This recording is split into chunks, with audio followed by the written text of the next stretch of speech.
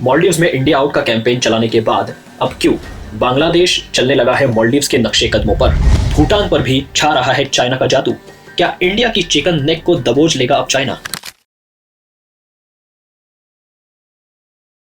Hello friends, हमेशा की तरह वीडियो को स्टार्ट करने से पहले हम आपके सामने लाए हैं एक एमसीक्यू क्वेश्चन को, जिसका आंसर आपको इस वीडियो के एंड में बताया जाएगा। तो क्वेश्चन है, which of the following department has the administrative control over the enforcement directorate, that is ED? आपके ऑप्शंस है A central state division ministry of home affairs, option B department of finance ministry of home affairs, C department of economic affairs ministry of finance, या D department of revenue ministry of finance.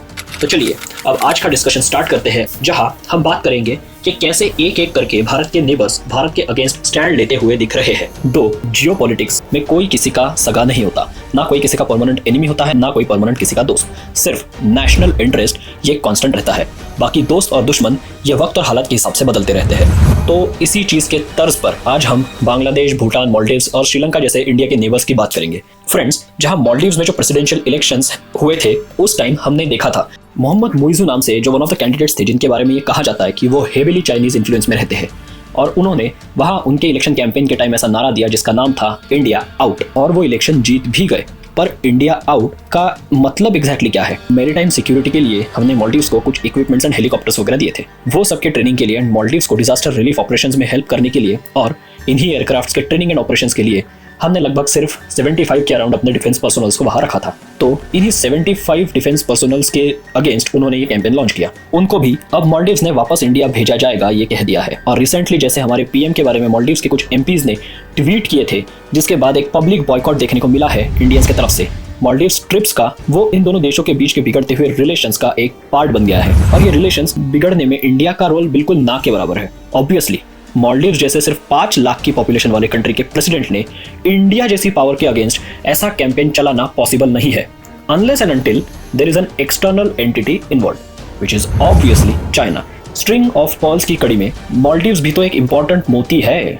याद होगा ना आपको, हमारे Maldives and Sri Lanka वाले video में बताया मैंने ये ऑलरेडी, बस वही है। पर जहां मालदीव्स में पॉलिटिकल माइलेज को हासिल करने के लिए इंडिया आउट का नारा दिया गया, वही दूसरी ओर बांग्लादेश अब इस सीरीज में जुड़ने वाला एक नया किरदार या नया नेबर हमारा बन चुका है। वैसे given the kind of relations we have with Bangladesh, ये न्यूज सुन के जरा शॉक ही लगा होगा ना आपको भी। जी हाँ, बांग्लादेश इज द कंट्री जिसका जन्म ही इंडिया के सपोर्ट की वजह से हो पाया, और पाकिस्तान के टायरानिकल रूल से आजाद होकर आज ये देश पाकिस्तान से भी आगे निकल चुका है in terms of economic growth. लेकिन इसमें काफी सारा कंट्रीब्यूशन है वहां की अभी की रूलिंग पार्टी, जिसका नाम है अवामी लीग, और उनकी टॉप मोस्ट लीडर एंड पिछले कई सालों से बांग्लादेश की जो पीएम रही है उनका नाम है शेख हसीना। और ये जो बांग्लादेश लिबरेशन मूवमेंट के टॉप मोस्ट लीडर थे उस टाइम पे, शेख मुजीबुर रहमान, उन्हीं की बेटी है। ये दोनों, या कह लीजिए ये एक पार्टी, ये pro India and anti radicalisation का स्टैंड लेने वाली लीडर है, और इनके नाम से जनता इनको जानती है। लेकिन जो बांग्लादेश का प्रिंसिपल अपोजिशन है, जिसका नाम है बांग्लादेश नेशनलिस्ट पार्टी या बीएनपी, और इनका जो आज का स्टैंड है वो स्टार्टिंग से ही प्रो पाकिस्तान रहे एंड प्रो रेडिकल रहे हैं। सो आज के डेट में 4th टाइम इलेक्शन हारने के बाद जो इनकी लीडर है खालिदा जिया, उनकी पार्टी के कुछ मेंबर्स की तरफ से ये इंडिया आउट का एक तरह से कैंपेन चलाने की कोशिश हो रही है, जहां बीएनपी का मेन एक्यूजेशन ये है कि इंडिया की हेल्प से बांग्लादेश में अवामी लीग अपनी गवर्नमेंट को बनाए रखना चाहती है, एंड इंडिया बांग्लादेश के इंटरनल मैटर्स में भी इंटरफियर करता रहता है, जिसकी वजह से उन्होंने इंडियन प्रोडक्ट्स को बांग्लादेश में बॉयकॉट करने का ये एक सोशल मीडिया ड्रिवन कैंपेन चलाया है। भले ही ये पॉलिटिकल स्टंट से ज्यादा कुछ नहीं है, लेकिन यहाँ पर भी चाइना का इन्वॉल्वमेंट नकारा नहीं जा सकता। इसी तरह पाकिस्तान और चाइना जो हमारे हिस्टोरिकली एनिमी कंट्रीज ही रहे हैं, वही दूसरी ओर नेपाल भी रिसेंट टाइम्स में चाइना की तरफ इंक्लाइन दिखता है। और इन द ईयर 2020 जैसा देखा था हमने कि नेपाल ने इंडिया की भी कुछ टेरिटरीज, जिसमें काला पानी, लिम्पियाधुरा और लिपुलेख जैसे इश्यूज शामिल है, उसको अपने न्यू पॉलिटिकल मैप में इंक्लूड किया था और इंडिया के अगेंस्ट एक स्टिफ एटीट्यूड को अपनाया था।